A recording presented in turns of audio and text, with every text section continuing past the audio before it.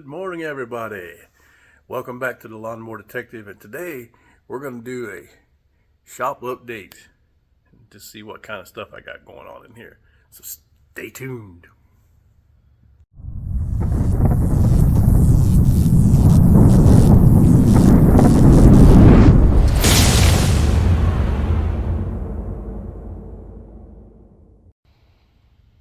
All right, ladies and gentlemen, let's start with this beauty here.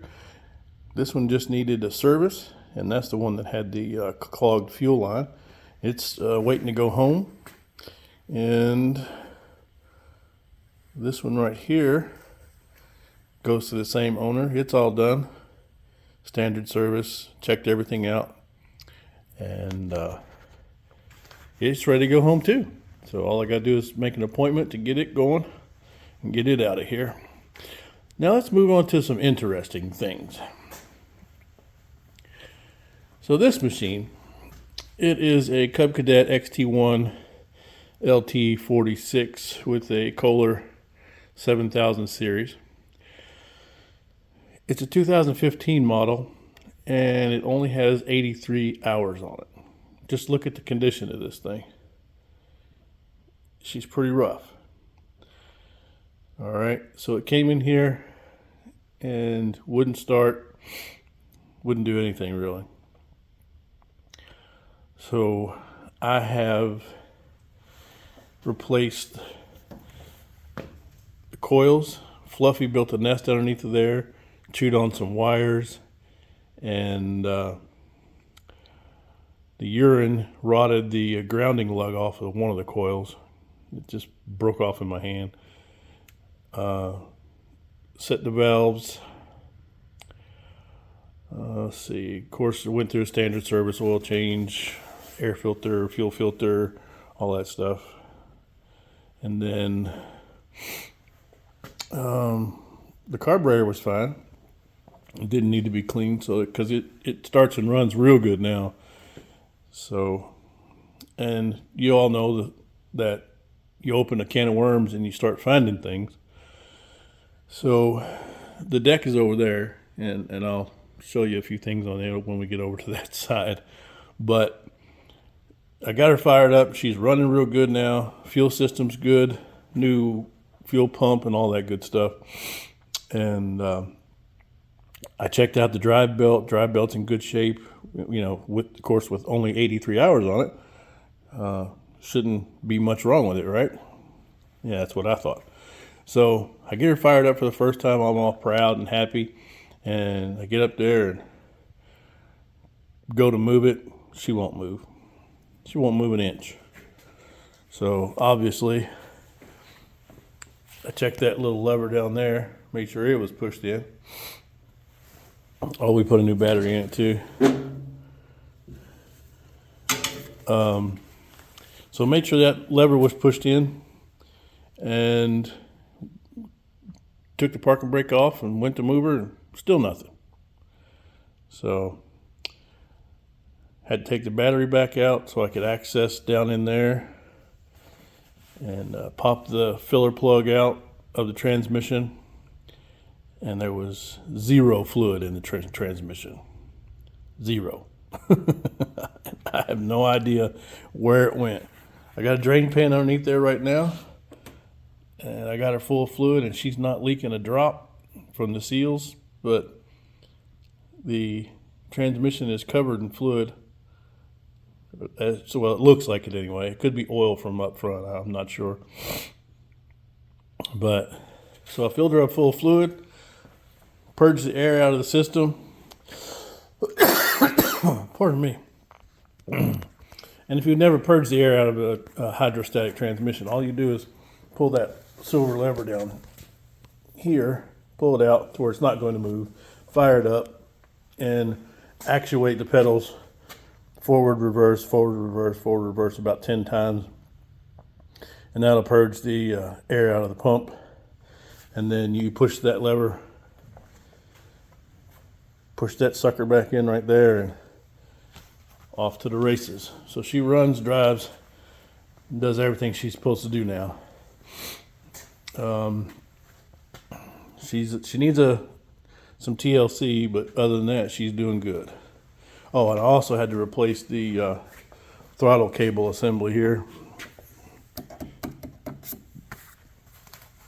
The old one was completely just busted in half. And of course, we got the new fuel filter and the oil filter and all that good stuff on here. I used the right stuff on them valve covers after I adjusted the valves. And on this Kohler 7000 series, both valves are 0.005, so it makes it easy. All right, well, let's pan over this way. The shop is kind of tight now with all this stuff in here. So the customer's complaint on this was that the deck was fine, and it did check out fine. All the pulleys and everything, they're not grinding or they're not growling, and the spindles are fine. But he was saying that the deck would shake while he was operating it. And that's pretty common. You know, you get blades and stuff that are out of balance, but look at this blade. There's that end. Here's the other end. There's no fixing that. So I got a new set of blades here, and I'm waiting on the deck belt, which is like 108 inches long. I didn't have any of those in stock. It'll be here today, actually. So we'll get that all put back together and lube up all these deck mechanisms up here. You know, the brake actuator and all that stuff. And we'll get her put back together hopefully tomorrow. I'll be on vacation all next week. Will not be in the shop. All right, let's move on. So, and then we have this. This came in from the same customer. This is a 1975 Sears and Roebuck Roto hang on, Roto Spader. I thought it said Roto Spreader, but it's called Roto Spader. And this is the one I've showed you a couple of shorts on, and the intake valve was stuck, and the engine was seized. I got it freed up with some Marble Mystery Oil down the gap right here, and got it freed up, and it's spinning good now. And I don't know if it has any spark in it yet, but we'll see. The head gasket came in today, so I'll be doing that here in just a little bit. But other than that, she needs a new fuel line. The carburetor's already been rebuilt. Yay, Tecumseh. Tecumseh, for those that know what I'm talking about. All right, let's keep moving. Slowly I turn, inch by inch. All right, so here we have a 1994 Craftsman, I believe, 42-inch cut, and it has had its host of problems as well. I cleaned the carb and got fresh fuel in it, and we're still not getting fuel up here. So that's going to be a project for today. Going to replace the fuel line from the tank all the way up here, because in the tank itself, where's that had a little tray with all that junk in it. Right here. I spent about an hour digging all this rubbery mess out of the fuel tank, piece by piece. a pincher on a stick. So needless to say, that took a while. But you know, the things we do for our customers, right? See all that junk that was in there? Kind of crazy, isn't it? Yeah, so the customer stated that this just needed a deck belt, which I haven't even gotten close to working on the deck yet, because she won't run, and she'll fire with starting fluid, but she won't stay running on her own. So, but Fluffy had built a nest in here, and a corresponding condo on the other side. So we had a Fluffy development going on here, but everybody's been evicted. Nobody's hanging out now. Got 4 new tires coming for it. Customers bringing those sometime. And let's see what else we got here. And I'll keep you up to speed on all these little projects, because I'm bouncing back and forth from project to project trying to get all this stuff done for this gentleman. Okay, here's the red Troy built. It's ready to go home. And let's walk over here, nice and slow. Here's the tires that came off the green machine. I'd say they're a little dry rotted, wouldn't you? Yeah, they needed to be replaced big time. And he also brought a pressure washer and an edger.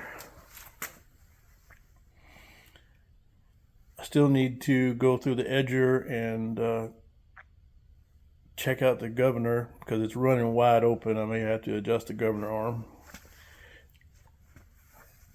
The pressure washer was completely locked up as well.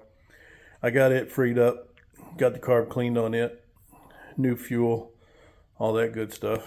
And she fires right up and runs like a top. So everything needs oil changes, because the oil in this and this they look like milkshakes because they have water in the oil. So I put some used oil in there just to get some of that water out of there. So it's got used oil in it right now. So they both need oil changes. And anything else?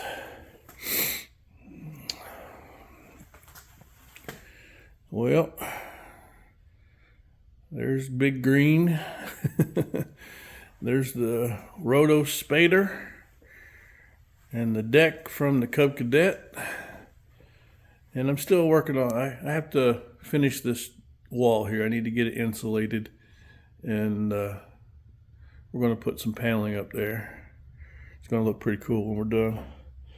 But I think that's about it, gang. Got some more stuff coming in here in the near future.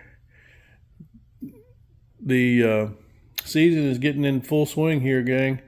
So y'all keep wrenching. Thanks for hanging out with me. And y'all take care of each other. And I'll hold down the fort here. You all take it easy and be kind to each other. And don't forget, it's donut time. Thanks for being here, everybody. I really appreciate it. I want to thank all my subscribers for hanging with me and supporting me through everything. Again, thanks for hanging with me during the shop tour and updates on all these machines. The lighting is pretty poor. There we go. But anyway, thanks again. I appreciate each and every one of you, and I'll see you all later. And thanks for watching.